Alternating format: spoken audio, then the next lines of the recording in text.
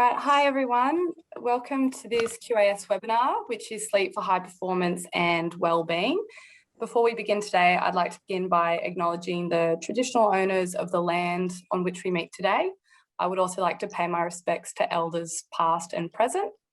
So my name is Mia and I work in the Athlete Wellbeing and Engagement team at QAS, and we've organised this webinar with the help of our QAS Sports Performance, Innovation and Knowledge Excellence Centre. So we're really fortunate to have Shona Halson running this presentation today.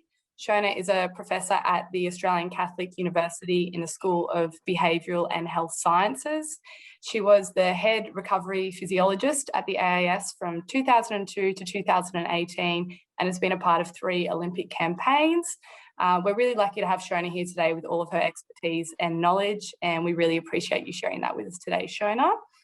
So before we get started, please just make sure you keep your microphones muted until questions at the end, and you can have your camera on or off, whatever you prefer. And just to let you know that this will be recorded. We'll have all questions at the end, so type any questions in the chat as we go, and they'll be answered at the end. So I'll hand it over to you, Shona. Thanks, Mia. Thanks for the introduction and the invitation.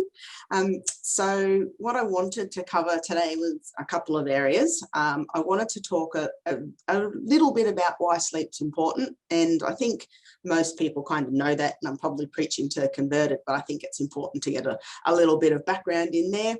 And I wanted to talk also about some new data that we've collected. So one of the benefits of COVID last year was that I had the opportunity to go back and look over the sort of mountains of sleep work that we've and sleep data we've collected over the years. So I'll talk a little bit about some of that new data and some of the things that we've learned in the last year or so.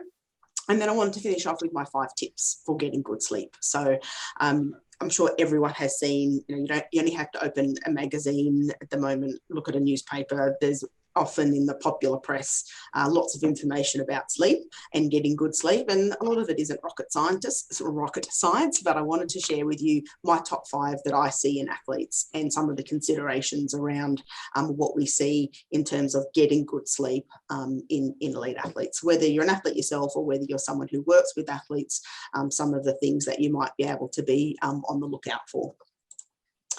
So I wanted to just start by, obviously recovery is an area that's super important. It's where I've spent my life in terms of research and servicing in. But just to say that sleep to me is really the foundation, so the bottom of this pyramid. So what that means is that, not to say that all the other strategies are not important, but we want to make sure that we're nailing that foundation. So for example, ice baths as part of recovery are something that's been done for a while. We've got some research about when to do it, how to do it, what some of the benefits are, but you might be in an ice bath for 15 minutes, whereas you're sleeping for somewhere between hopefully 8+ hours. And so you can see that takes up a big proportion of our day, and it's meant to take up a big proportion of every 24 hours because it is so important, and there are so many things that happen in that period of time while we're asleep, which I will cover in a moment. This was on Twitter and I stole it, and if anyone knows who I should give credit to, let me know, because I'm not sure who to credit it to, but essentially this is what we see a lot of the time, that people do want to skip the basics because they're not exciting, or they're not the flashy things that go bang. They don't have good marketing. We just have the idea of sleeping 8 hours at least is kind of not seen as sexy and exciting. The fun stuff is some of these random or well marketed flashy blingy things. And I think that's the thing to remember, is that we put the icing on the cake, so to speak, with some of these extra recovery strategies, but we want to make sure that we've got the foundations right, and sleep is one of those really important foundations from a recovery perspective. So why is sleep important? And I often joke that I could talk about this for days because there's so much research about what happens when we're sleep deprived, mainly in the general population, not as much in athletes. We don't have quite as much data there as we'd like, but we know that these things happen when people are sleep deprived. We know that memory, learning, decision making and reaction time are all affected. So sleep is really crucial for the brain. And we've got a lot of this data from pilots and truck drivers and people who you don't want to make mistakes. And so what happens is we've got some pretty good data on when people are sleep deprived and the errors and the mistakes and the issues and some of the things that they make. And we all know what it feels like when you're sleep deprived. Thinking, decision making, cognitive function can be a little decreased in that time. There's some interesting work around about the relationship, the bidirectional relationship between mood and sleep. So in particular, things like anxiety, depression, and ability to regulate your emotions. So we know that there's this relationship that goes both ways in terms of poor sleep can lead to an increased risk of some of these issues, but then also having some of these disorders or some of these issues may lead you to be predisposed to having poor sleep. So there's this dual relationship there. The immune function, so it's really, there's lots of evidence there around the relationship between immune function and sleep. So if we're sleep deprived, we're more likely to get sick. There's also some really interesting information around vaccines and how effective they are when you're getting more sleep than less sleep, which is definitely something that's topical at the moment. Might have to tell Zoom where to So in terms of preventing illness and this relationship between the circadian system and our immune cells, peripheral immune cells, it's really powerful. Also lots of information around metabolism and our weight, our gut health, our choices of food, our leptin, ghrelin, some of these hormones that are released. Again, some challenges there when we're sleep deprived. And of course, one of the most important things is around the muscle and its ability to repair and recover when we're sleep deprived, it's reduced. So when you look at some of the good things that happen during sleep around hormone release and repair, it makes sense that we really don't want to be decreasing the amount of sleep that we have in terms of a repair and a muscle perspective. So as I said, pretty much everything, whether it's the body or the brain, is affected by sleep deprivation. And so you can see that all of these things have important role to play when it comes to elite athletes and their performance, as well as their health and well-being. So what sorts of things disturb sleep? And some of these, obviously, we see in athletes and some of that we see in us. Some of these things that we just do as part of life. But with a sort of focus on athletes, we often see a lack of attention or priority being placed on sleep. So everything else in the day becomes more important. So, the things that we do in the day just creep into our sleep time. Some of those things that creep into our sleep time include things like social media, streaming, so watching Netflix, and gaming. And we see gaming becoming more popular, particularly in some of our professional team sport athletes. Stress and anxiety, as I've said earlier, there's this relationship there where we know that stress and anxiety can have a role in disturbing sleep.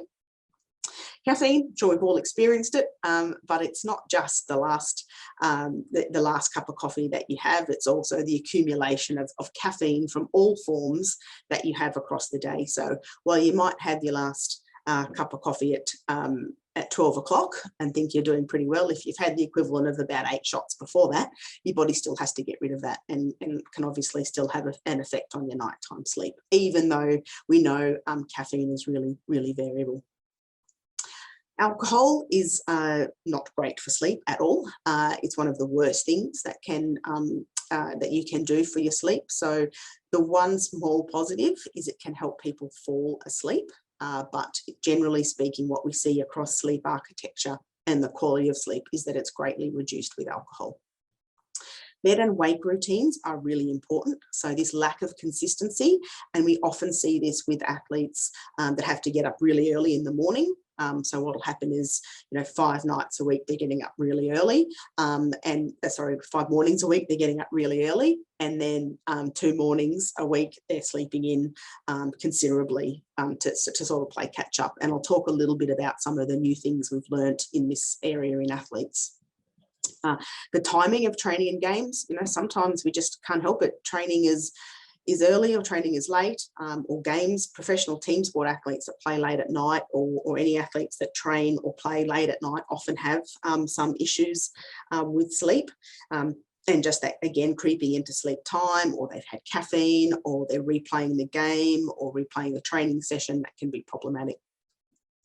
Napping. Napping can be good and can be bad, and I will talk about that in more detail. Napping can be great, but it can also get in the way of your nighttime sleep, and we have to find a nice balance there, and I'll talk about some strategies around that towards the end. People with children, people with pets in the bed can be very disturbing to sleep. Jet lag and travel, or just sleeping in a foreign environment. So that first night effect of where the first night you sleep somewhere strange, it can be a bit foreign and can result in you not having a great night's sleep. So if anyone is interested, we published this sort of consensus paper late last year, early this year, and it's free, it's open access, and it talks about all kinds of things relating to athletes.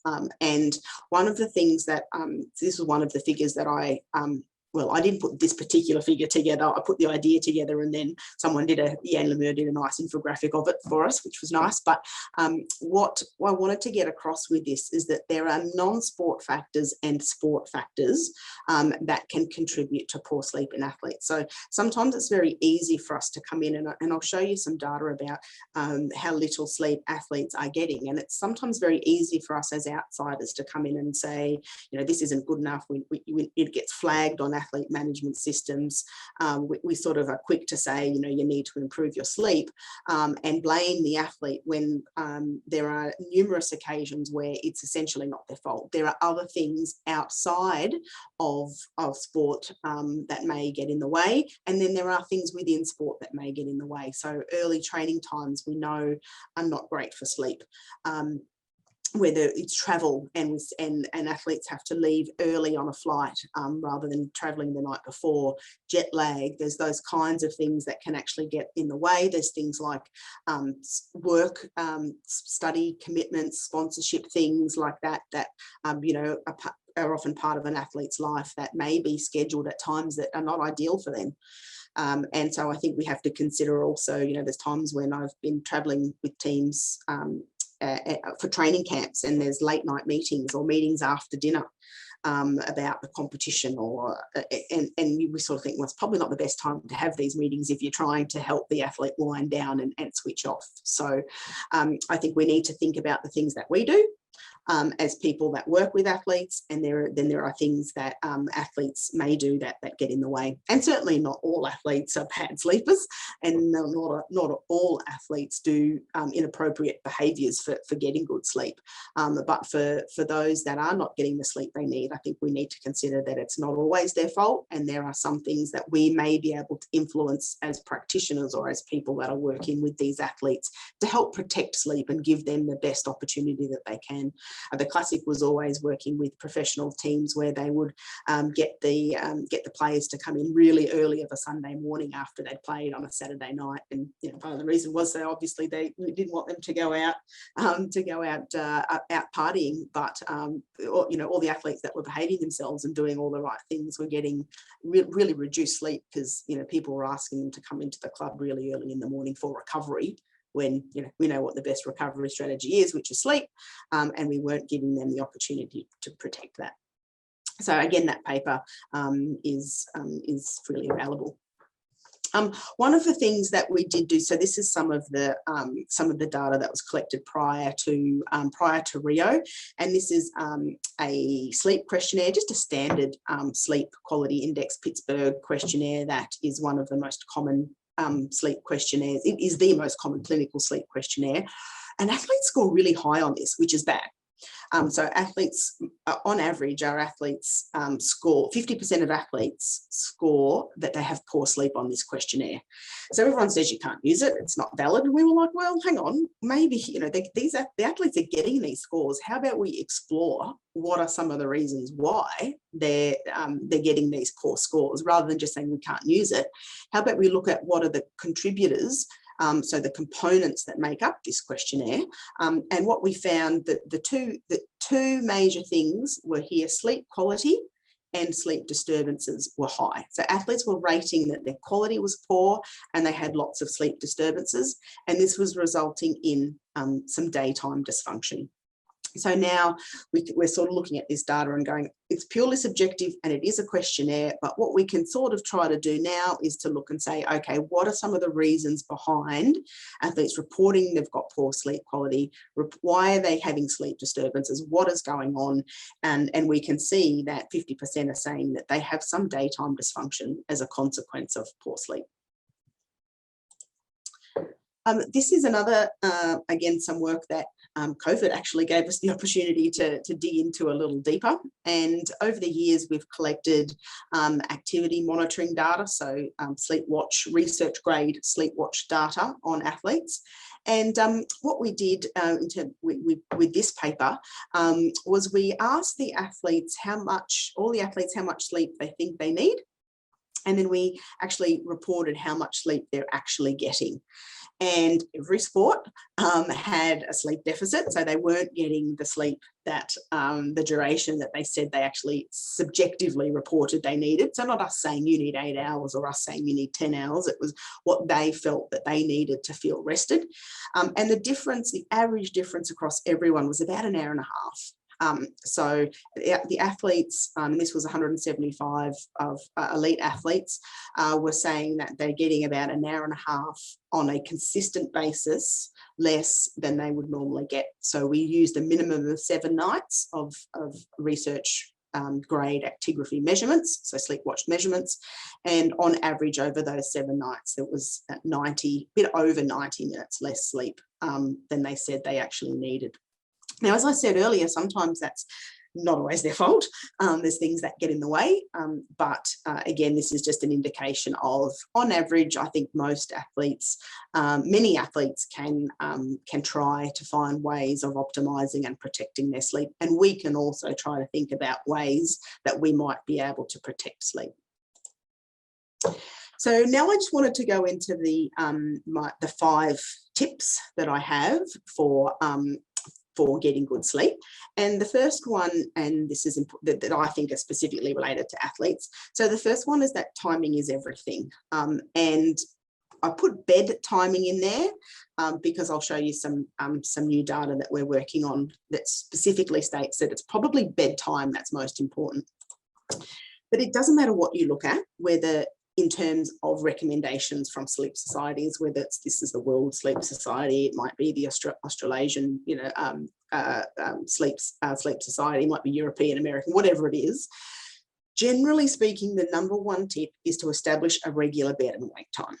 And it's one thing that we've known in the general population, that people who have regular bed and wake times are better sleepers. But until just recently, we haven't had that data or we haven't explored that data in elite athletes. But the idea behind regular routine is the body likes to know what's going to happen. We work on it's a little bit more than 24-hour body clock. It's about 24 and a half hours, a little bit more in terms of our body clock. And we like to be really consistent around that. We know how it feels to be jet lagged. And so I often say to athletes, if you're going to bed at 9 o'clock one night and 12 o'clock the next night, that's no different to traveling to Perth in terms of a 3-hour time zone shift.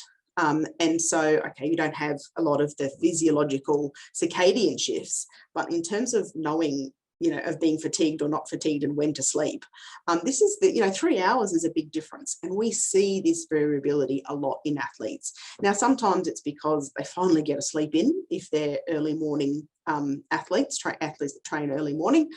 So sometimes it's just they get a sleep in, or on the weekend they get a sleep in, or sometimes they go to bed really late because they've got other things to do, work, study, whatever it might be. So It's easy to say, establish a regular bed and wake time. It's not as always easy to achieve.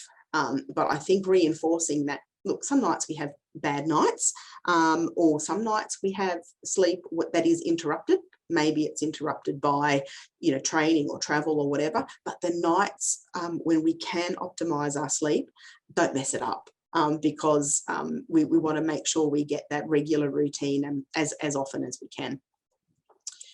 Now, I apologise for this mess. I'm going to explain it, but it's the best example that I've got at the moment. We're working on this data. We've got a statistician analysing things, and I'll talk. I've just put it up here so I remember to talk about it. But the essence of it is we have several hundred athletes. We've got their activity monitoring data, and we wanted to look and say, what is it about sleep that makes, what is about the sleep data that we've got that makes these athletes either a good or a bad sleeper? Can we look at something just from the watch itself that says, okay, this might be responsible for why we're seeing these, good sleep quality in some athletes and not in others? And the two most important things were a consistent bedtime and a slightly earlier than other athletes' bedtime. So we want people to go to bed early and consistently. It wasn't so much to do with wake time, and I think part of that is to do with the fact that often we don't have any influence on our wake time. We have, the alarm goes off because we've got training, school, study, work, whatever that might be. And so the thing that we have more influence on, generally speaking, is our bedtimes. And so they're also the things that we mess up by, maybe it's Netflix, maybe it's caffeine, maybe, it's work, whatever it might be. So trying to have a relatively early and consistent bedtime is the best way to guarantee, obviously, a good duration. But from this data, we're seeing that it'll also help guarantee as much as possible a good sleep quality. The second tip, and this is one that I always talk about, so apologies if you've heard this one before, but I think it's really critical, and talking to athletes, it often kind of is a bit of a reminder and something to think about, because I know a lot of people do this, and that's never stay up late for something you wouldn't get up early for. And what I mean by that is, if you normally go to bed at 10 o'clock at night, but you just start to watch a bit of Netflix and all of a sudden you're in bed, you don't fall asleep till midnight. That's 2 hours creeping into your sleep time. Would you set an alarm in the morning, 2 hours, to watch 2 episodes of Netflix? Everyone says, absolutely, no way, as if would never do it. And so then why would we spend 2 hours at bedtime doing it? Because sleep is sleep is sleep. So if you wouldn't set your alarm early in the morning to do something, why would you let it creep into sleep time at night? And, there's sometimes, and I say, I always say, preface this by the fact that sometimes there's things that you just have to do. You're traveling and you've got to pack and you're running late. It's like, I either pack in the morning or I pack at night. Either way, it's going to creep into my sleep time. You've got an assignment due, or you've got something to do for work, and you've got to get it done. So you've got no choice. You either go to bed late or you wake up early. But for the majority of time, what happens is things creep into our sleep time that aren't essential. So if you wouldn't set your alarm in the morning to do it, don't let it creep into your sleep time at night. Now, that's not to say that, if you normally go to bed at 10 o'clock and you watch 2 hours of Netflix from 8 till 10 and you still fall asleep at 10, that's fine. But if it's creeping into the time that you'd normally have and you wouldn't have to get up, you wouldn't set your alarm early to do it in the morning, then reconsider that option. And we tend to do that with things like, watching things, particularly on, computers or TV, and sometimes it's social media as well, or gaming. The third tip, and I have talked a little bit about this, is that you can't always get what you want. And what I mean by that is this concept of there are things that we do and there are things that that others do, that that athletes do, that get in the way of their sleep, and that's just the real world. But to reinforce here that what we really need to make sure we're doing is those times when we can get good sleep, to take that opportunity and see it as, instead of seeing the 2 nights a week that you can't sleep or you disrupted sleep as being really problematic. It's like, okay, that is what it is. What I need to do now is I have control over 5 nights of the week, and I'm going to make the most of those 5 nights. Anyone, pretty much every professional team sport athlete that we work with who play at night have some issues sleeping after those games, and that might be once a week, and that just is what it is. And so we say, look, sometimes it's hard to fight. There may be some small strategies that you could implement, but in reality, this is occurring for everyone. So the rest of the week, how about we get as good a sleep as possible? And what we often see if we're monitoring a week of sleep for athletes that play once a week is that they start to pay attention to their sleep kind of 2 nights beforehand. So they're getting some decent sleep. If they're playing on a Saturday night, Thursday night, Friday night, they'll try and get some good sleep and kind of forget about the rest of the week, when really, it should be as many nights out of the 7 nights a week as possible that we're just trying to do things as good as we can. The other thing that I always think is really important to get clear is that while we, especially talking to athletes, the idea is to educate and hope that people get good sleep as often as possible. We know that no one sleeps perfectly every night of the year, and so we don't want people to get too anxious, too stressed, too perfectionistic about their sleep, because we know that can also cause problems. So people have the odd bad night, it's all right. And what usually happens is the body's pretty good. Like, you have one really bad night, then usually what happens is the next night, the body goes into you get pretty decent sleep. Usually you get some relatively deep sleep in comparison. So there's this sort of compensatory effect that happens. So keeping that in mind, trying not to get too upset about getting the odd bad night. And sometimes the odd bad night happens before important events, and the thing to say about that is that it does take more than just one night to have an effect on performance. You're really looking at somewhere around 4 to 5 nights of poor sleep before it'll physically affect your performance. So I think that's really good to know, to give some comfort to athletes, especially we have a lot of these monitoring devices now, and some of them give you some scores whether you're ready or not. I'll talk about that also in a moment.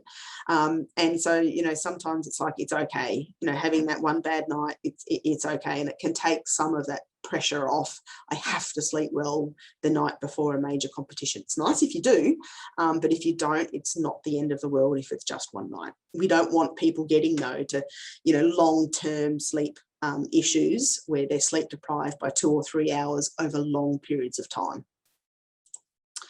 As I said, consistency is the key here. So it's what habits and what strategies and what patterns and what sleep you're getting over long periods of time, rather than the odd bad night here and there. And often talking to athletes, I try to make it clear that it's like, you have one bad training session, doesn't make you a bad athlete. You have one amazing training session, doesn't make you the best athlete in the world. It's the same with sleep.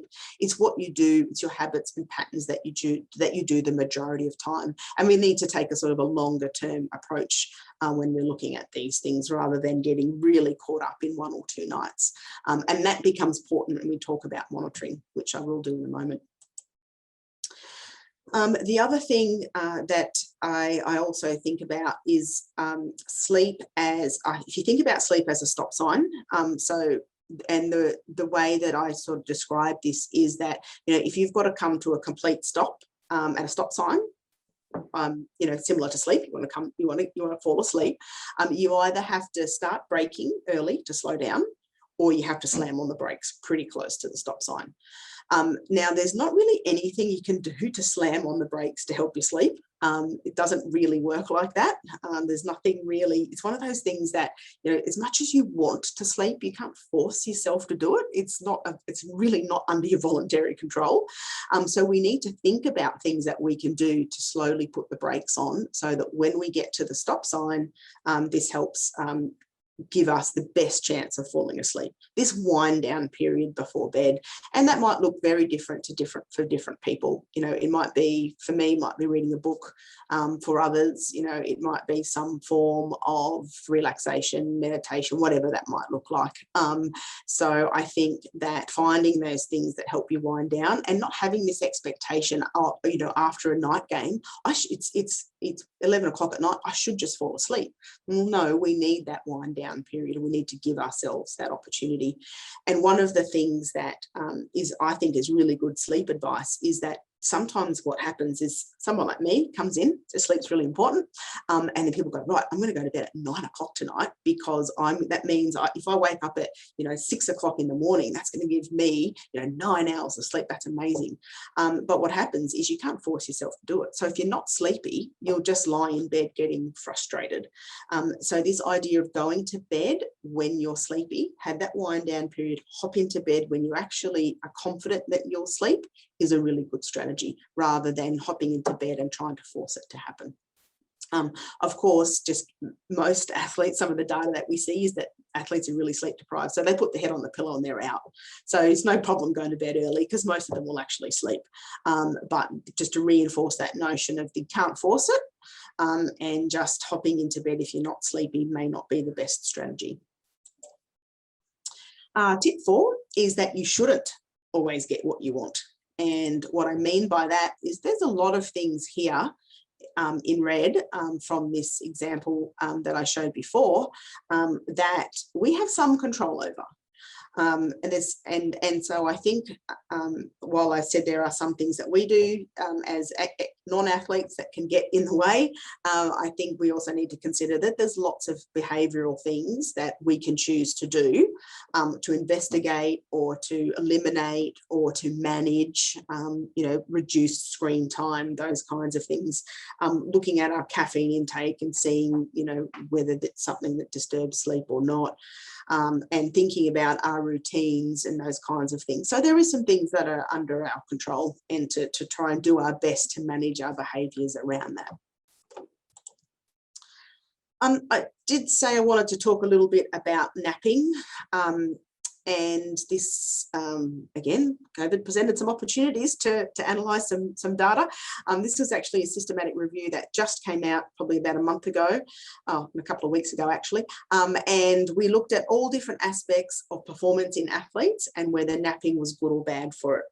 And you can pretty much see here, almost in every instance, napping was good for all these aspects related to an athlete's performance. The times when it might not have been so good, when napping mightn't have been a great strategy, is if it was done later in the day, between 4 and 8 p.m. And that's when we can see some issues around physical performance. We may also see issues if in some of these studies they napped and then they asked the participant to exercise too closely after you'd woken up from a nap, because we know we've got this sleep inertia where we sort of feel groggy after you've woken up from sleep. So leave yourself at least an hour after a nap before you have to do anything from a training and performance perspective, if possible, and don't nap too late in the day. Because what happens is from when you wake up in the morning till when you fall asleep at night, we have this chemical in the brain called adenosine, and it builds up during the day and it makes us feel sleepy. And so the longer you've been awake for, the more adenosine you have in your brain telling you it's time to sleep. There's 2 ways that you can get rid or block adenosine. One is caffeine. So caffeine blocks adenosine, which is why it makes you feel good, but it doesn't last. It goes away. Obviously, you clear the caffeine and it unbinds from the receptor, and then you get sleepy again. And the other way is to sleep. So if you have a nap, you're going to get rid of some of that adenosine, and therefore your chances of feeling sleepy at night may not be as great. So that's this balance with the napping, is that if you nap too late and too long, it can interfere with your ability to sleep at night. Now, for most people who are sleep deprived, napping is amazing. So if you're one of these athletes who have to get up really early in the morning, you've got an opportunity to nap early afternoon. It's a really great way of helping you get through the day, do some quality training, help you with all these things here. And ideally still sleep well at night. If you're someone that naps in the afternoon and you hop into bed at night and you're at your normal bedtime, say that's 10 o'clock, and all of a sudden you're like, I'm so awake, I just can't sleep, you've probably napped too long or too late in the day. Now, people say, how long should I nap for? And really, the answer to that is is it depends on how sleep deprived you are. So if you're an athlete that's, you know, an hour and a half a day, like we're seeing in some of these athletes that are getting an hour and a half less sleep per day than you'd like, having a nap is really going to be beneficial. If you are not sleep deprived and you're sleeping because you're bored or you're escaping the world, that's probably not the best strategy, and it can interfere with your nighttime sleep. So the goal is catch up if you need to, but don't get into this habit where you're sleeping a lot during the day, your nighttime sleep's bad, so then you need to sleep a lot during the day, your nighttime sleep's bad, and you just get into this pattern. Napping, if you're sleep deprived, brilliant, but just don't make it too long and too late in the day. Some advice around when to nap, and again, just saying that this is, you know, napping is good, but one of the things you can do is to look at timing of your nap, and to basically look at, so if you go to bed usually at 11, wake up at 7 at night, you look at the corresponding time during the day in terms of the middle of that time frame, and that's probably when you're going to have that circadian afternoon dip, which is probably when you're most likely to sleep. But again, not sleeping too late, and many athletes can't sleep too late because they've got training sessions. But what I do see is this happening a little bit. So coming home from training and having a little kip on the couch, and then being, oh, I'm really awake and I can't sleep at night because they've had this little nap too close to their actual bedtime. There is this other idea about the whole napa latte or nappuccino, as they call it, where you have some coffee or have some caffeine, fall straight to sleep, have a nap, and when you wake up, you get the benefits of the caffeine and the nap.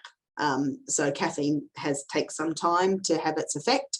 So if you have a really short nap, you'll wake up and have the benefits of both of those. And this is something that truck drivers and people who obviously we want to be alert, try this strategy a bit. We don't have a lot of research. Some people can do it, some people can't, but it can be a bit of a strategy that may work for some. And again, this is another thing I stole off Twitter, and I don't know who to credit this to, but as soon as I saw it, it was like, wow, I was like, yep, this is real. This happens to a lot of people. It's like you're awake and you're busy during the day, and then as soon as you start to lie down and you start to sleep, or you're trying to fall asleep, your brain goes haywire, and you start to think about all the things that either you need to do or you're worried about, and you're so busy during the day you don't have time, but as soon as you try to sleep, it's there. And I think this is where making sure that if people have significant stresses in their lives, if there's things that they're dealing with, to definitely reach out to get help, and to talk to the right people to try to manage that and get some strategies in place, because it can be a really significant issue for some. And sometimes we see people are really good sleepers normally, but then they get into a really stressful environment, whether that's an Olympic Village or a major competition, or there's life events that just happen. And they don't have any strategies to deal with that. So I think, if you're experiencing any issues in this particular space, that seeking out a psychologist is a good strategy. And the last tip that I have is around sleep monitoring, because it's probably the question that I get asked the most. And so you'll probably see, and you've seen, and that there's every kind of device under the sun that's available now to measure sleep. Of course, sleep is really popular at the moment, and it's relevant for everyone because everyone sleeps. So companies try to market things and sell things, and so many companies now coming out with sleep monitoring devices. So what I would like to say about, for the majority of these devices that measure activity, whether it's Apple Watch, Oura Ring, Whoop, Fitbit, they're almost a bit of a muchness. Some are better, slightly better than others. Some get out of their lane and start to measure sleep architecture and say, oh, you're in REM sleep or non-REM sleep, or you're recovered or you're not recovered. That aspect, not as great. But if you're just looking at two-stage sleep, so sleep and wake, what time you go to bed, what time you wake up, and an estimate of quality, they're all about much of a muchness. But to me, it's my thoughts around monitoring, there's kind of a couple of sides to it. Some people like wearing a watch or something. It gives them some motivation. You know, they're taken to task and they're like, okay, I'm going to work backwards. I need to wake up at 6. I'm going to use my Apple Watch to time, put my bedtime alarm on. This is when I'm going to go to sleep. And it can help them form some nice habits and some nice strategies. They don't get too caught up with the numbers, but they kind of use this as an educational strategy. I work with an elite female team sport athlete. She plays for Chelsea over in the UK, and she says the best she ever sleeps is when I put one of my sleep watches on her, because she feels like I'm watching her. So she's like, I'm doing everything properly, and I'm like, no, you're supposed to do that properly all the time. But for some people, a sleep watch is just that extra little bit of, you know, motivation to do things right. And it can also be a communication tool. So an athlete might be wearing it and going, oh, this doesn't seem, maybe I'm not sleeping so great, or I've had like a 2-week block where I'm sleeping bad. I'm going to go and talk to someone about this. So it can be a bit of a trigger to start to talk to people. Then on the negative side is there's some people that get really caught up in the numbers, and we call this orthosomnia. It's a sort of a bit of a new term where people get stressed and anxious about their sleep watch. It causes them to get worse sleep. They look at the numbers and it freaks them out, and they get a bit obsessed, and they're like, oh, I thought I was sleeping good, but now I've got this number, it's telling me I'm sleeping bad. And some people get a bit anxious over one bad night.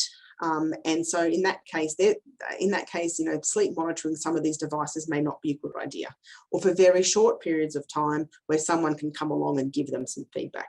So what I always say with sleep monitoring is it's what you do with the data that's more important than the data itself. Do you get stressed by it? Is it positive for you? Will it start a conversation? And let's look for big changes rather than getting really caught up over one bad night here or there. So just a summary of the 5 tips. Timing is everything. So consistent bed and wake time. Don't stay up late for something that you wouldn't get up early for, which optimizes your duration. You can't always get what you want because of certain factors, but when you can get what you want, don't mess it up. So be wary of the things that sabotage our sleep. And of course, what you do with the data that counts and how you change your behaviour based on any form of monitoring is what's really important. And then just to finish off with, we often see people have problem sleeping in 2 areas, either falling asleep or staying asleep. And so there's some things that you might want to have a look at. If you have trouble falling asleep, it can be due to screen time. So just the blue light from these devices hitting our body clock, which is attached to our eyes in our brain. So light says be awake. Darkness says be asleep. So what do we do right before bed? Stick a screen in front of our face. Bright light says be awake. Check caffeine. Examine, you know, for some people they've got stress, worry, anxiety about something. Creating a bedtime routine that you do regularly before you go to sleep can be really helpful. Separate the bedroom and the lounge room. So what I mean by that is, you know, don't do work in bed. Don't do homework or work, or, you know, your bedroom is for sleeping. The challenge with this is when you travel and you're in a hotel room and your bedroom is your lounge room, not always easy, but try to keep the bedroom for sleep, and your planning, thinking, organising, working is done outside of that bedroom. And this is a super easy one to say, but, you know, try not to do all that planning and analysing when you hop into bed. Try to do the things, deal with the things that you've got to deal with before you hop into bed. If you're waking up during the night or your quality is not great, it may be that the bedroom environment isn't good. So we like to have it cool, dark and quiet. Anyone who's ever travelled with me knows I've got earplugs and eye masks at the ready, just in case you're in a hotel room next to a lift, or the doors slam shut or the curtains are terrible. Earplugs, eye mask. I shield myself away from the rest of the world, so I'm not too concerned about what everything else is happening. I can block everything out and try and get some good sleep. Good consistent routine will help with sleep quality, and we've just learnt that from looking back at some of that athlete data. Dealing with stress, talking to someone, getting some help if you need it. And then probably the last one that we see a bit of is sometimes we see athletes trying to do all the right things with their hydration and maybe drinking a little bit too much in the period before falling asleep, and then they have to wake up at night to go to the bathroom. So being strategic with your fluid intake, potentially having some salts, some electrolytes in your fluid, or eating some salty food can help trap some of that fluid from a hydration perspective. And final slide, final summary is main points. Try to aim for at least 8 hours as consistently as possible. Find yourself a routine. Be cautious with electronic devices. Practice strategies.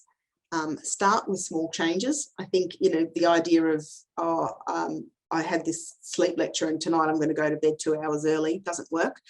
15 minutes each night, go to bed, for the 1 week, go to bed 15 minutes early. Next week, go to bed another 15 minutes early. Know that you're going to have, it may not work the first night, the second night, third night, but just practice things and try things if you need to. And of course, make sure you seek help from experts if needed, if you have an issue.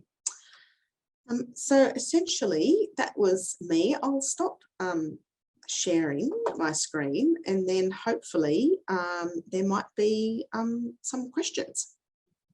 I'll check the chat. Oh, there's Mia. I have a question, Shona. Yes, excellent. Okay. So we hear a little bit about sleep cycles and like deep sleep and REM sleep, and sometimes trying to sleep to those cycles. When I've tried to do that before, I'm just focused more on just getting to bed for, a good 8 hours. But I guess, what are your thoughts around that, or recommendations, or is that kind of beyond just getting a good sleep routine first? Yeah, I think, I'd get into good sleep routine and getting your duration are the key things. And I mean, we know so little about sleep architecture in terms of what's good and what's bad. We actually did a study back at the institute where we had some cyclists, and we trained them really hard, like they were exhausted. And then we'd get them into the lab during the day. And we were measuring full polysomnography of brain activity, and the people that were measuring and analysing the data were saying, oh, this can't be right, there's something wrong with the equipment. These athletes were going into deep sleep in like 6 minutes.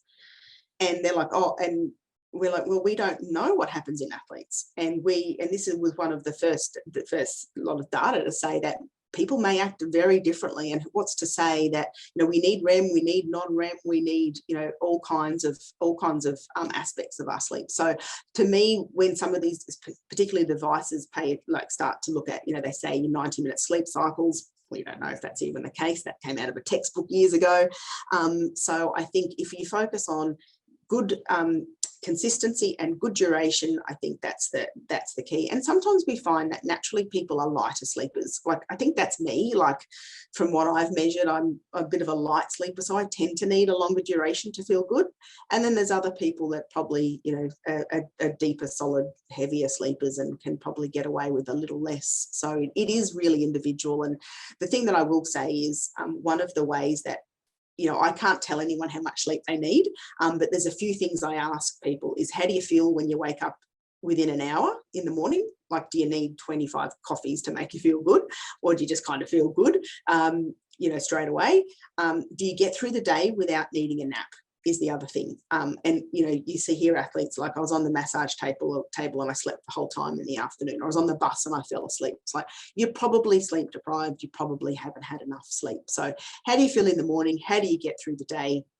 And if you're doing, feel good in the morning, you get through the day pretty good, and you don't need to sleep, then you've probably got enough sleep there. Thank you.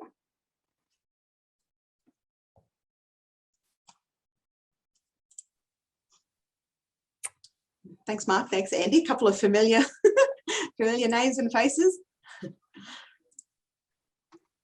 I'll ask another question then, if there's nothing else coming through for now. I know you spoke about consistency already and trying to go to bed at the similar time and wake up at the same time. So if you do have a few nights where you haven't slept as well, and then you do get a chance to sleep in, do you sometimes just take the sleep in? Like, I guess that's maybe a bit of your own judgment if you just need it.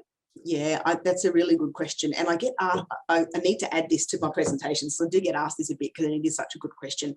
Now we're starting to focus on consistency because we talk about this social jet lag where, we are, sleep deprived, you go to bed late on a weekend and we sleep in on a weekend, and some athletes just can't do that.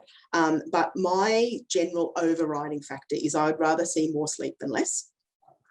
So if you're sleep deprived and you need to catch up and it messes up your routine a little bit, so be it. So my preference is to top up if you need, but do all the things that you can do to ideally not be in such a sleep deprived state that you've got to catch up on a weekend. And some of the data that we collected on some of our AIS swimmers, I mean, there was it was almost like a shift work pattern where 5 days a week of the training, when the training was in the morning, very early starts. And then on the days, Sunday mornings, Sunday morning was actually wake up for some in the afternoon of a Sunday. And so while it wasn't shift work per se, there was 2 days a week where their sleep was so shifted in the other direction because they were going to bed really late. And I can understand that, you want to be, you're humans, you want to have, the athletes are human, they want to have some fun sometimes, and, that's really important. But, when you, leading into major competitions, trying to get that optimized sleep as much as possible. So a question there about chronic sleep deficit, how can they gain it back? Yeah. That's a really good question. And we don't have really good sort of data on that. I think, the 15 minutes a night is more of a strategy around something that is achievable and something that may last long term. Because quite often what we see is people that if they go to bed an hour and a half early, they can do it once or twice, and then they just like this, then they go back to their old habits. It gets too hard. So the 15 minutes is more about integrating something into their life that it can be done on a regular basis. If athletes have a really chronic sleep deficit, I think I'd still go the short term, the short amount of extra sleep, just so that it's something that they feel like they can do regularly. And I think within a month's time, you could have them back to getting reasonable hours. But then it would be really looking at, okay, why are they so chronically sleep deprived? Is it just things that they're doing? Do they have a sleep disorder? Or not. So looking at some of those strategies around why it happens. Mark, hi Mark. Can we bank sleep? Yeah, that's a really good question. The evidence now seems to be yes, we can. And if you're going to be sleep deprived, it's definitely much better to top up and have some sleep in the bank than to not have it. So yeah, people do debate this still, but there's, generally speaking, the people that work in this area the most say, yes, you can bank your sleep, the real experts in that particular space. So, and it's that example of people get on a plane to travel overseas and they think, oh, I'm just going to get on the plane really tired, so I sleep on the plane. We know that quality of sleep, unless it's business class travel, is really bad when you're sleeping on a plane. So however tired you get on a plane, you're probably going to be, you can probably triple that when you get off it because your sleep quality is so bad, even when you are asleep. So I think banking sleep is a really good strategy, because then if you have the odd bad night, it's not so much of an issue as if you're going into one bad night with all this variable, messy sleep and being a little bit sleep deprived. You can probably compound that effects if you get sleep deprived. So yeah, I think banking is probably a reasonable strategy for people when they can. I think that might be it for the questions, unless anyone has any last minute questions, but otherwise we can leave it there. And thank you so much everyone for joining, and thank you so much for your time, Shona. Thank you, Mia. Pleasure. Yeah, really, really valuable for everyone online. And like I said at the start, this will be recorded, so you can rewatch it or pass on if you want. But yeah, thanks again, Shona. Really useful. problem. And yeah, hopefully we can do it again one time. Sounds good. Thanks, Mia. Thanks, everyone. Thanks, everyone. Cheers. Bye.